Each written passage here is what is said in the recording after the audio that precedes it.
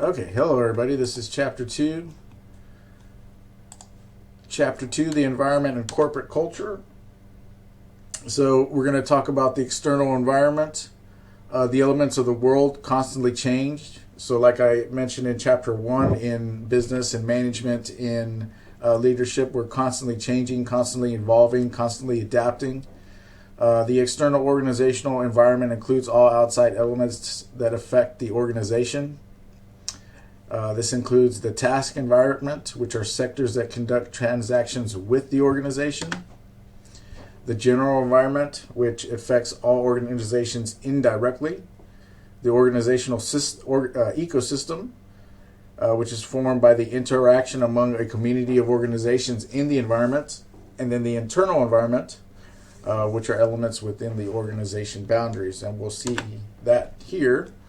The organizational ecosystem includes organizations in all sectors of the task and general environments that provide the resource and information transactions, flows, and linkages necessary for an organization to survive.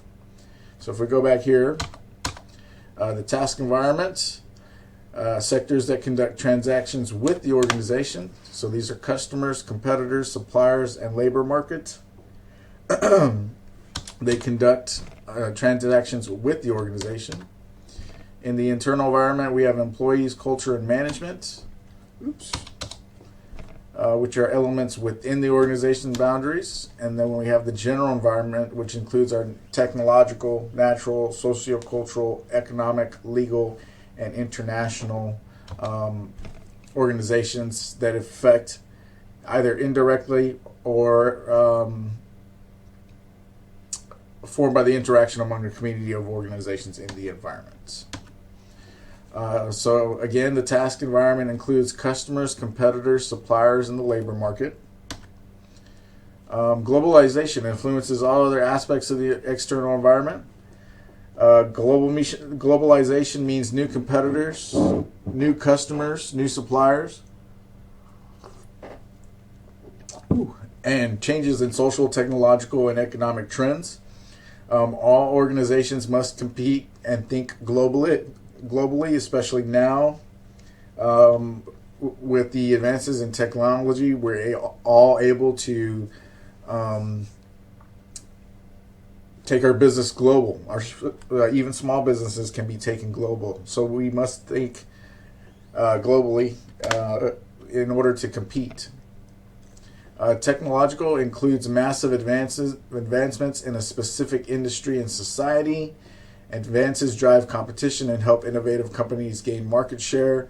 So think about a small business that goes from operating a cash register to operating a digital cash register where they have a touchpad and they can take cards and cash payments.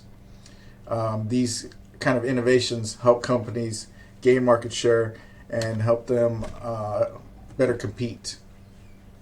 Sociocultural includes demographic characteristics, norms, customs, and values. Connected generation, or Gen Z, has woven technology into every aspect of life. I believe Gen Z is the generation after me. I probably better look that up real quick. I'm curious to see Gen Z. So I am a millennial. I was born in 85. Gen Z, I believe, is 95. Okay. Mid to late 90s to the early 2010s are Gen Z. I just wanted to make sure that was correct. So Gen Z has woven technology into every aspect of life. These are going to be the people who are just graduating from high school or early 90s, probably around 27, 10 years younger than I am. The U.S. population is aging, and growing diversity has implications for business. I think I mentioned it in the first lecture that businesses need to become more diverse because their consumer base, their customer base is diverse. The economic health of a country region. Extended globally with uncertainty. Right now, there's a lot of economic uncertainty going on with the Fed possibly increasing interest rates, and the war in Ukraine, Russia. It includes consumer purchasing power, the unemployment rate, and interest rates. Legal political includes government regulations. This is at the state level, the local level, and the federal level. It includes political activities, government agencies, and regulation. And managers must recognize the power of pressure groups, which work to influence companies to behave in a socially responsible way. We're kind of seeing that right now with cancel culture, or cancel culture, I don't know if that's a correct term. Companies have to behave in a socially responsible way, or else they'll get called out on Twitter or Facebook, and they could get boycotted, and it could affect the bottom dollar.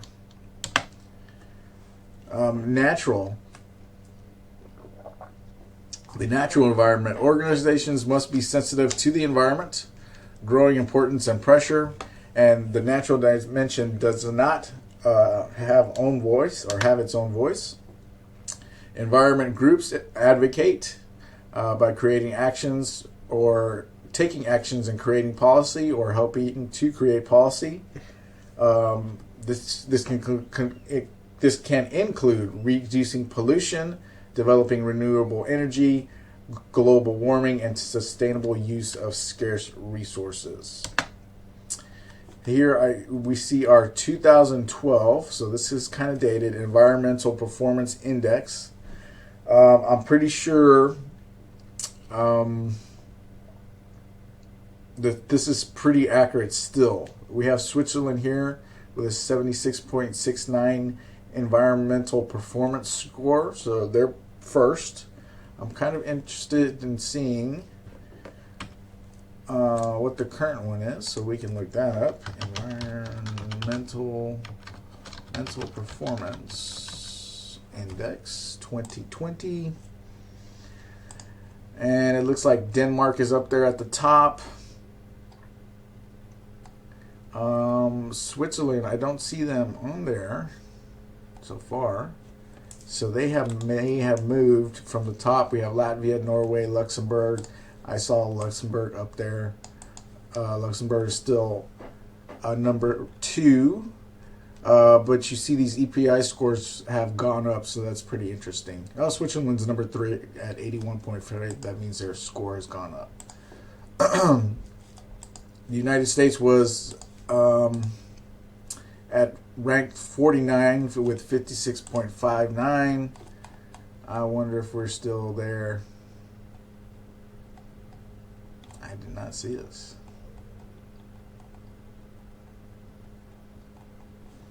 I didn't see us at all.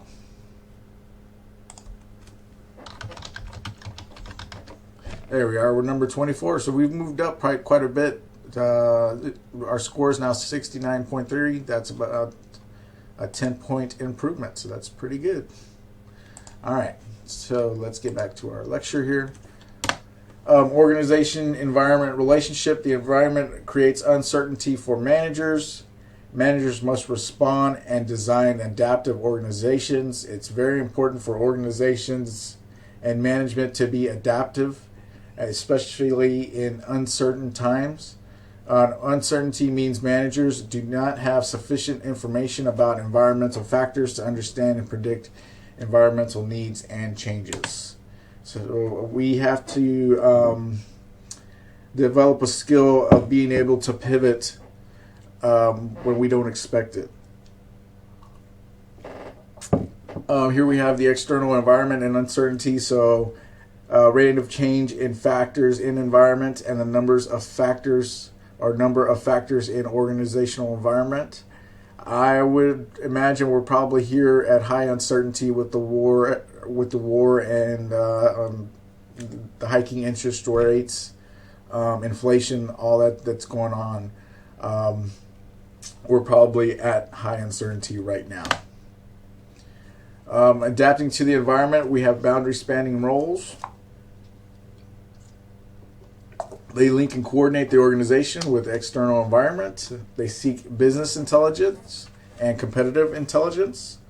Interorganizational partnerships reduce boundaries and begin collaborating with other organizations. Mergers occur when two or more organizations combine to become one. And joint ventures are strategic alliances or programs by two or more organizations. So here we have the shift to a partnership.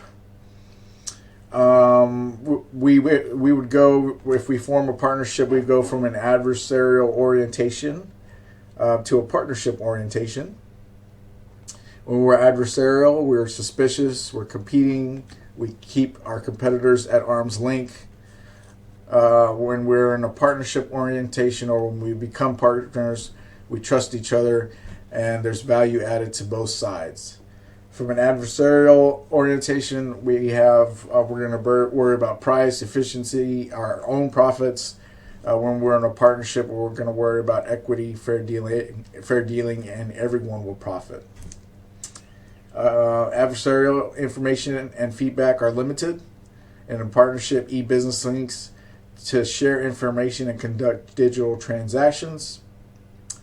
Lawsuits to resolve any conflicts. In a partnership, we have close coordination, virtual teams, and people on site. Adversarial, we have minimal involvement and upfront investment. Partnership involvement in partners' product design and production. Adversarial, short-term contracts. Contracts limit the relationship, whereas in a partnership, we have long-term contracts and business assistance goes beyond the contract. So sometimes it's better to work together than to be competitors. Although I do think that competition is a good thing, competition is needed. So corporate culture is a set of key values, beliefs, understandings, and norms that members of an organization share. So they include symbols, stories, heroes, slogans, and ceremonies. And I'm sure you'll read all about that in the book. Culture that can be seen at the surface level. We have the visible, which would include artifacts such as dress, office layout, symbols, slogans, and ceremonies. The invisible are the express values such as the penny idea, the HP way. So these are slogans, stories, heroes, underlying assumptions, and deep beliefs such as people here care about one another like a family. So these are deeper values and shared understandings held by organizational members, but they're invisible to the naked eye. Needs of the environment over here, we have strategic focus on the left. So if our focus is external and flexible, we have an adaptive culture. If it's external and stable, we have an achievement culture. If it's internal and flexible, we have an involvement culture. And if it's internal and stability, we have a consistency culture. So, of course, corporate culture is going to play a key role in learning and innovating responses. So corporate culture determines a lot. It determines the happiness of your employees, the personal satisfaction that they feel at work. It determines whether or not these employees dread coming to work or whether they enjoy coming to work. So we want to create a corporate culture that's inclusive for everybody and joyful for everybody. Managing the high performers culture. Bottom line, strategies are successful in the short term and not in the long term. Successful companies balance culture and performance, and the culture is the glue that holds the organization together. High performance culture is based on solid organizational mission or purpose. So most high performing cultures or organizations are going to have a mission or purpose statement that they're satisfied, that their culture can aspire to be. They have shared adaptive values that guide decisions and practices, and it encourages individual employee ownership, bottom line results, and the organization's culture.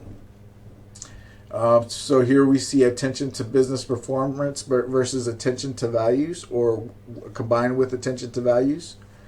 In quadrant A, we're high performance, low cultural values.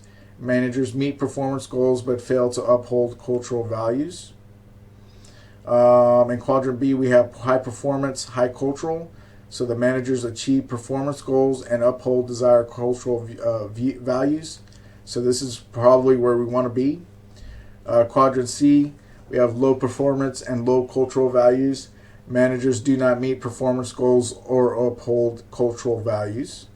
And in quadrant D, we have a low performance, high cultural values. So we don't meet performance goals, but we do uphold cultural values. It's probably best to be here in quadrant B, where we're high performance and high cultural.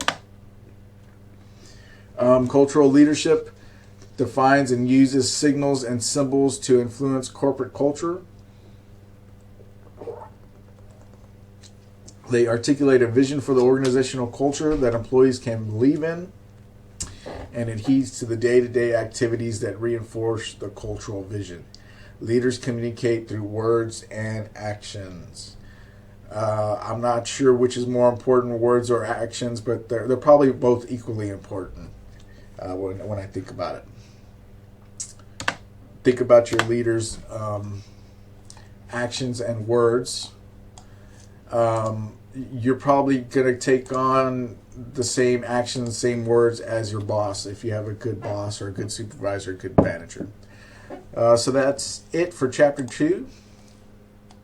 I will be responding to the Week 1 discussion today and tomorrow and Saturday, asking you all questions and making sure that you're on task. Looks like we got some good participation going, so good job, you all. Okay, that's it. I will see you all soon. You all have a good weekend. Thank you. Bye-bye.